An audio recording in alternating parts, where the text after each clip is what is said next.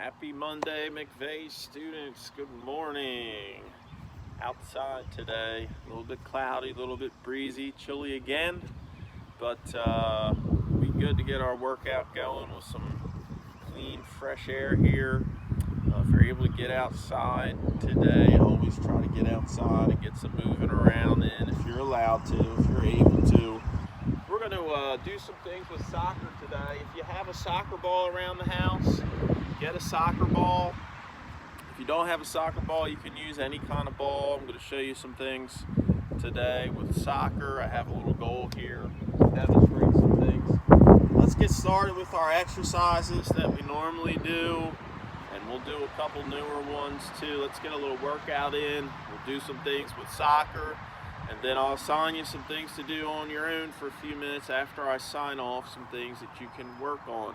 I know that many of you are probably wishing that you were in the middle of your soccer season now for the spring, but obviously all those types of things have been canceled. Hopefully you guys are able to get back sometime soon in the next few weeks. Hopefully some of those leagues can start again, but if you are in a soccer league or you wish you were in a soccer league, then I'm going to give you some skills that you can work on, that you can practice. Even if you create a little bit of space inside your home, you should be able to do those things in there. So let's start with our jumping jacks. And we're going to do 25.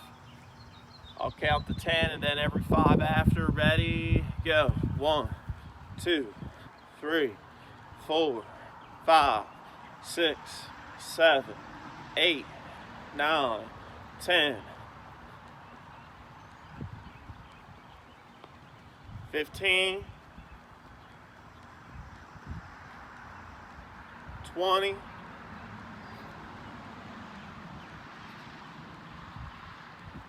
25. All right, we're going to do some of the same exercises. Some of them are going to be a little bit different than we normally do. Everybody hop on one foot. Go. Keep your balance. Good. And when we stop, I want you to land on the same foot. Ready, stop. I bet I got a lot of you on that one this early in the morning. Switch feet. Hop on one foot. And stop. Good. Keep your balance on that other leg. Very good. All right, running in place. Scoop.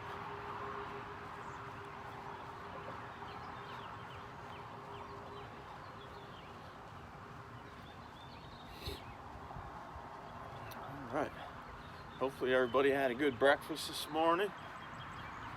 Energized. I'm up pretty early, so feeling good here. And stop. All right, 2-foot hops. You can pretend you're jumping rope. Go side to side. And front, and back, and front, and back, and side to side. And stop. All right, little circles. Get those shoulders loosened up. Make sure you're going backwards. Backwards. Medium circles.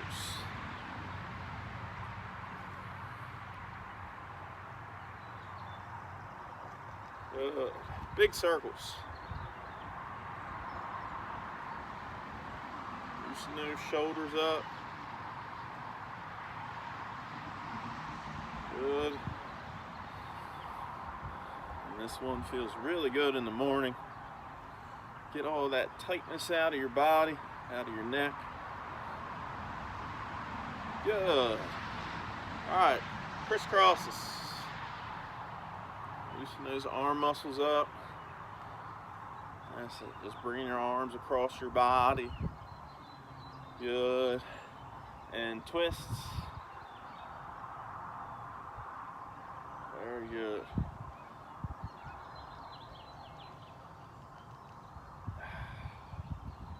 That's it. Loosen everything up on this Monday morning. It's probably been a couple days since you've done one of these videos. So get everything loose again. All right, what we're going to do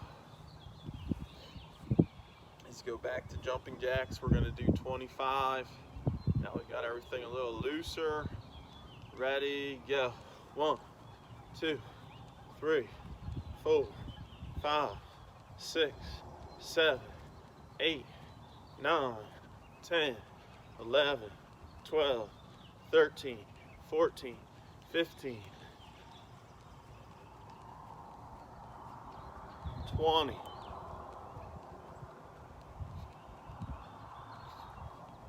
25. All right, push-ups, everybody. Push-ups. Remember, we want to be in this position on the ground. We want to hold that nice straight up position for 20 seconds. If we're doing full push-ups, we're holding ourselves above the ground, a few inches at the bottom. Ready, set, go. Nice and straight. Keep that back straight. We don't want a bent back. Keep it up.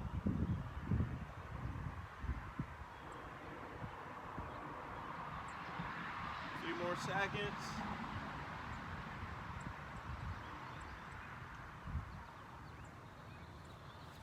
And relax. All right, run in place, scoop.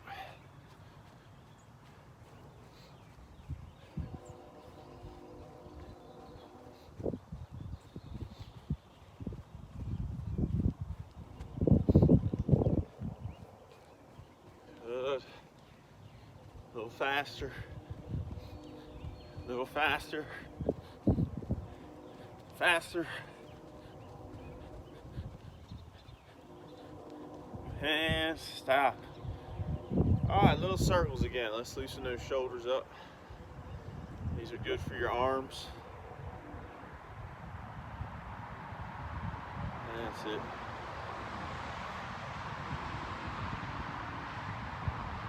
Medium circles. I'll tell you what, for April 20th, it's pretty chilly out here.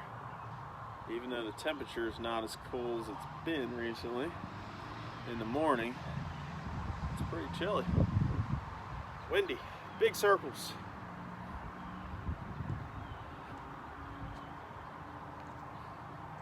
All right, and stop. Let's go back to push-ups. Again, we want our hands straight.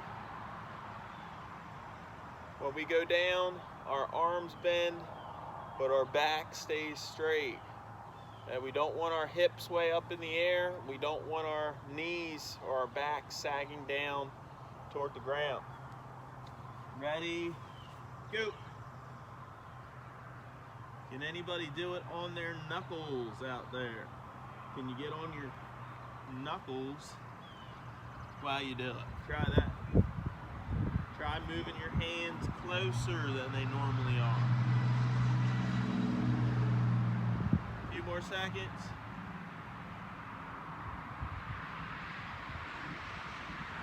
And stop.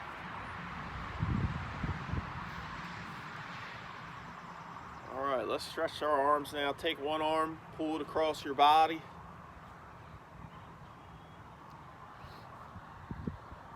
And when we stretch, we hold for about 15 seconds. And I'm just applying a little bit of pressure with this hand to create that nice stretch right in here in my shoulder. Top of my arm, switch arms.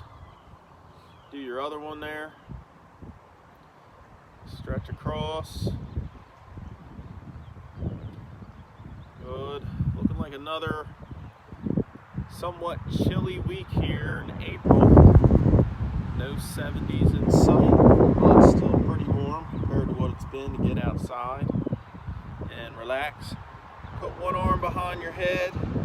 And you're going to pull on that elbow. And pull your arm back by pulling on your elbow. That'll stretch your tricep muscle right in here. Switch. Pull that arm back.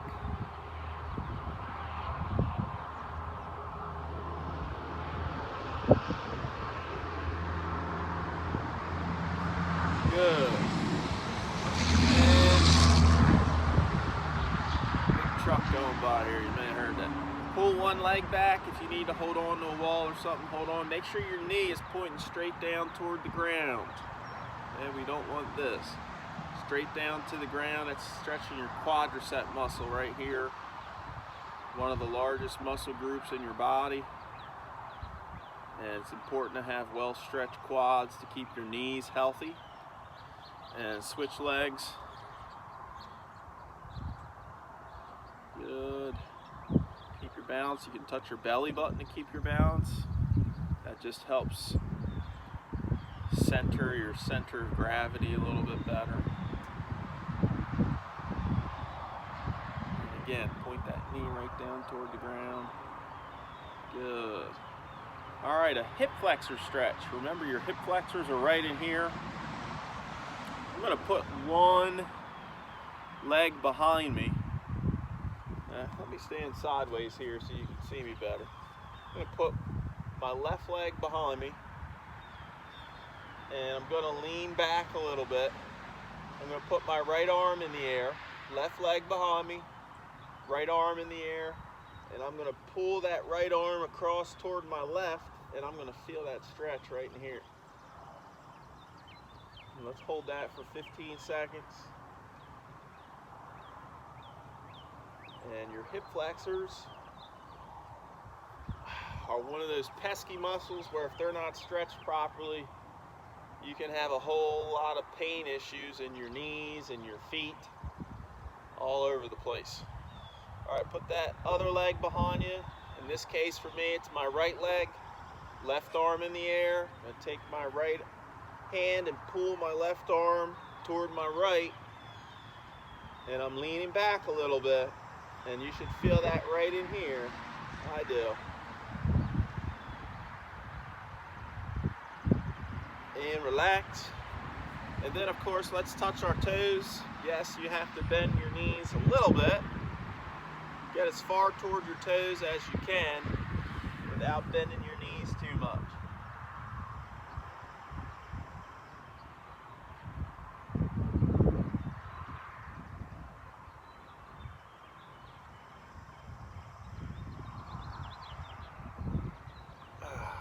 All right, how's everybody feeling out there?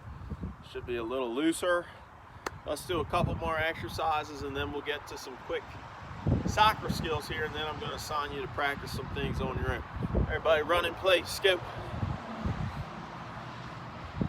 Remember, we always warm up before any competition, and we always warm up before we stretch. You never want to stretch a cold muscle. You may have just gotten out of bed a little bit ago and those muscles are cold because you haven't been walking around yet today too much. And so you want to warm everything up before you stretch it. And stop. If you think about a rubber band, if you've ever, probably haven't, but if you ever have, put a rubber band in a freezer and you pull it, it tends to snap because it's cold. Or if you have a hose that's attached to your house, or an electrical cord, in the cold, they get real tight and not very agile, not very flexible, able to move. But in the summertime, when it's really warm outside, you can make that hose move or that cord move in any direction you want. But in the wintertime, they tend to get all tangled up and tight, and they're very hard to pull apart. Same thing with your muscles. You want to warm them up first before you stretch them. Most people, the very first thing they do when they get to a park is they stretch.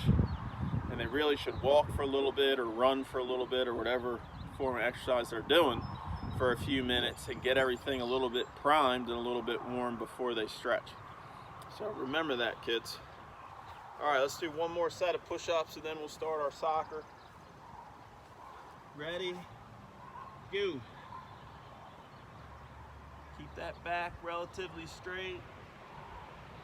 Probably not going to be perfect, but keep it straight. Keep those knees up, hands facing forward. A few more seconds. If you're doing full push-ups, hold yourself above the ground, even in a down position. And stop. All right, nice job. Get that soccer ball that you have ready. And I'm going to try to adjust our camera a little bit here. And hopefully the wind doesn't knock it over. It's a little bit breezy. If it knocks it over, I'll reset it. All right, most people don't realize that soccer players actually use the inside of their shoe here a lot of times when they kick. If you watch a football field goal kicker closely, they almost always kick the ball this way.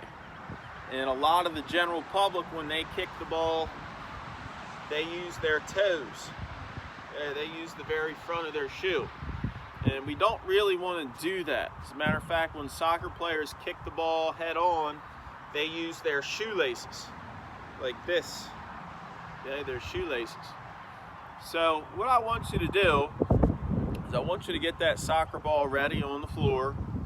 And if you have a safe place you can kick, let's use that in your home right now. If you don't have a safe place and your mom or your dad, whoever you live with, is saying no, absolutely no kicking, then you're just going to have to pretend that you can kick. Hey, I'm outside, so obviously I can kick. Now when we kick, just like any other skill, just like throwing, we always step when we throw. When we are playing hockey, all right, we're turning our hips like that. Lacrosse, we step and throw. Golf, turning our hips. We don't step in golf, but we're still turning our hips. So a lot of those sports, that skill transfers to soccer as well. We do step before we kick. So if I want to kick with my right foot, I step with my left foot. I step to about even with the ball.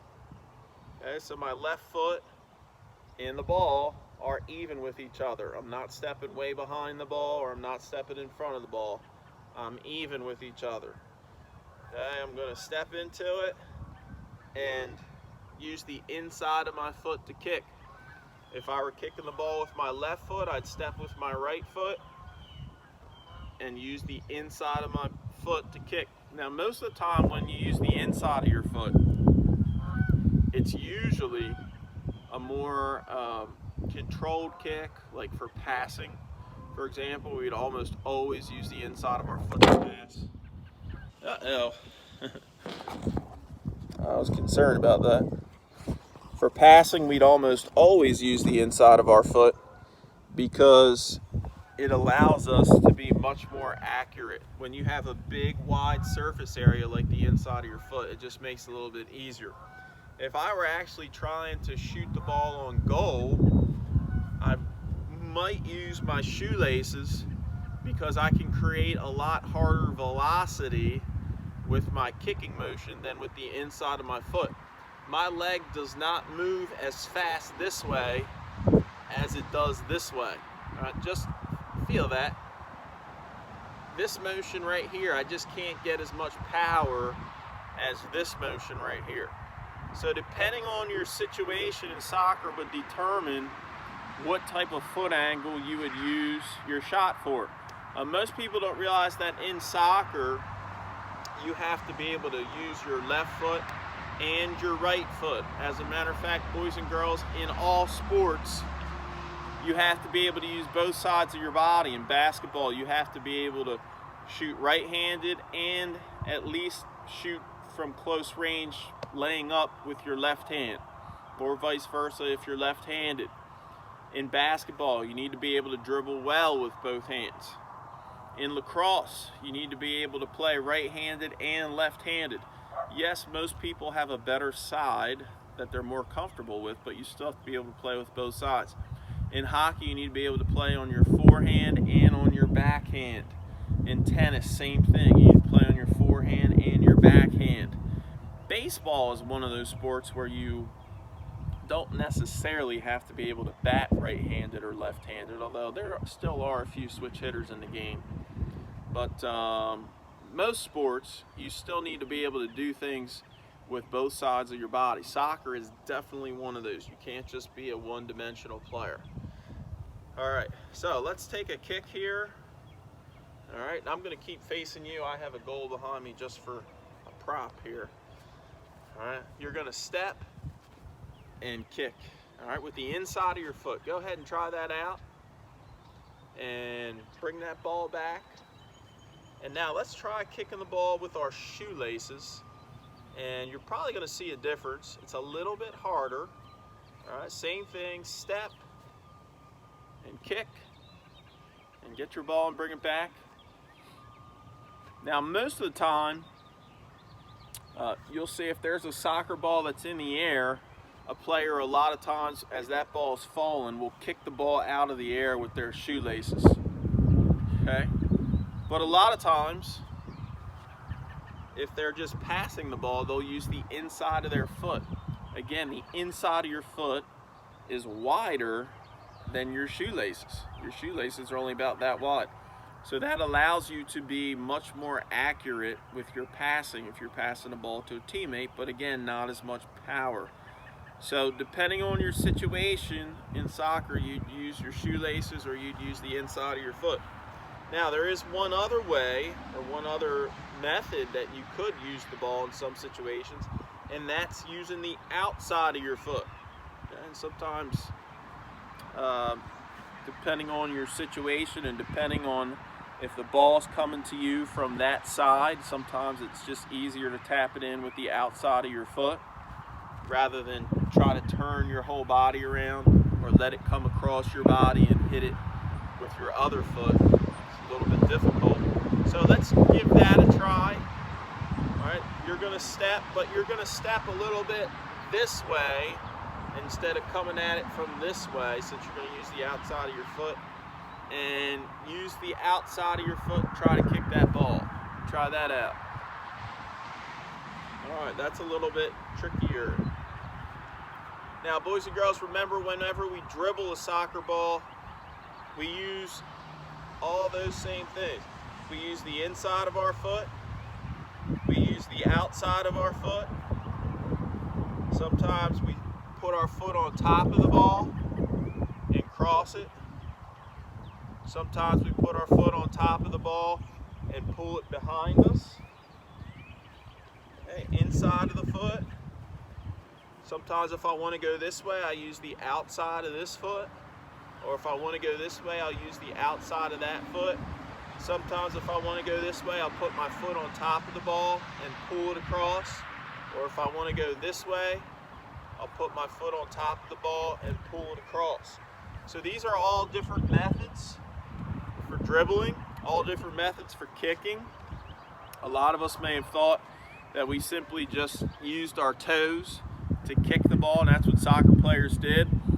That's what football kickers did, but if you watch them closely, that's not what they're doing at all. As a matter of fact, we call that a toe ball. A toe ball. You don't want to do that, because when you toe ball it, that ball tends to go all over the place, not where you want it. It's very hard because your toe is only about that wide. So, boys and girls, for the next few minutes, I want you to work on your kicks. I want you to work on your dribbling, using the inside of your foot, the outside of your foot, using the bottom of your foot to pull that ball across in different directions. And boys and girls, tomorrow I'll be with 4th graders on Tuesday. Feel free to join in. Some of the things we go over might be the same as today, which won't hurt you at all. Some things might be totally different, so I'm sure some of the exercises will be different. And we got a lot of fun things planned over the next few weeks. So tune in to the other grade levels, especially the grade levels that are close to you, like 3rd grade and 4th grade. Don't just work out once a week, get your exercise daily, and we'll do the best we can to stay, stay in shape during this time. I'm going to sign off, work on some of those soccer skills, and hopefully I'll see some of you tomorrow with the 4th graders. Bye-bye.